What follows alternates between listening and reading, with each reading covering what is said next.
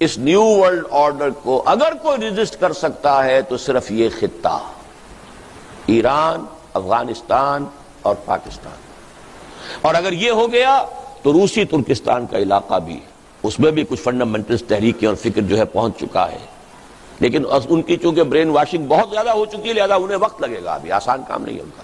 مجھے بتایا گیا، میں تو ٹیلی ویژن نہیں دیکھتا، B B C television نے میرے کسی خطبہ جمعہ کے حوالے سے یہ بات کہی ہے، a danger signal for the West, میری اسی تجویز کو کہ ایران، پاکستان اور افغانستان کا ایک بلاک بننا چاہیے. انہوں نے کہا it's a red signal for the West, danger signal for the West. یہاں کے لوگوں کے کانوں پہ جوں نہ ہل رہی ہو انہیں معلوم ہو جاتا ہے کیا میری حیثیت ہے، میری کوئی جماعت ہے مٹھی بھر لوگوں کی ہے، کوئی حیثیت نہیں ہے میری، لیکن جو بات میں کہہ رہا ہوں اس کی جو اہمیت ہے وہ ان کو معلوم ہے.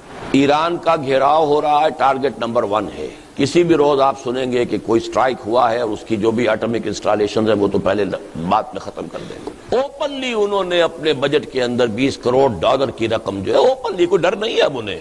بائی پولر ورلڈ تو ہے نہیں، یونی پولر ہے، ہم ہی ہیں. I am the monarch of all I survey. تو سچ بولنے میں کیا برائی ہے؟ اب ہنری کیسنجر صاحب نے بھی سچ بول دیا کہ سن 71 میں ہماری اپنی پالیسی یہی تھی کہ پاکستان سپلٹ ہو جائے. پہلے نہیں کہہ سکتے تھے، جب تک روس موجود تھا، USSR انٹیکٹ تھا، اس وقت تو اندیشہ تھا کہ پاکستانی ناراض ہو کر ادھر نہ رخ کر لیں گے. اب کیا ہے، سیاں بھائی کوتوال، اب ڈر کا آئے گا. اسی طرح کھلم کھلا $20 کروڑ ایران کی حکومت کا تختہ الٹنے کے لیے. اور وہ باتیں جو کبھی اسلم بیگ نے کہی تھی، وہ اصل میں اسلم بیگ صاحب کی نہیں تھیں، وہ بھی کسی ایک ادارے نے، میں اب اس میں وقت نہیں لگا سکتا، انہیں مہیا کی تھی معلومات جس کی بنا پر انہوں نے کہا تھا، صحیح کہا تھا کہ اس وقت کا ٹارگٹ امیڈیٹ تو عراق ہے، جو کچھ ہو رہا ہے. Second target is Iran and third is Pakistan. لیکن پاکستان میں اگر سیدھی انگلیوں نکل آئے جو وہ چاہتے ہیں تو ٹیڑھی انگلیاں کرنے کی ضرورت کیا ہے؟ وہ سیدھی انگلیوں نکل جائے. ٹیڑھی انگلی تو تب استعمال ہوتی ہے جب سیدھی انگلیوں کوئی شے نکلتا نہ ہو.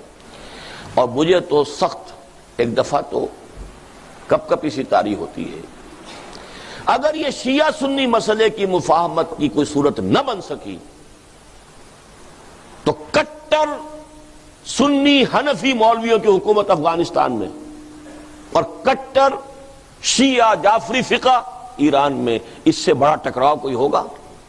امریکہ کو اور کیا چاہیے؟ اور پاکستان میں تو ہم اسلامی انقلاب سے دور تر ہوتے چلے جا رہے ہیں بحالات موجودہ، جو بھی حالات اس وقت ہیں. We have to be realistic.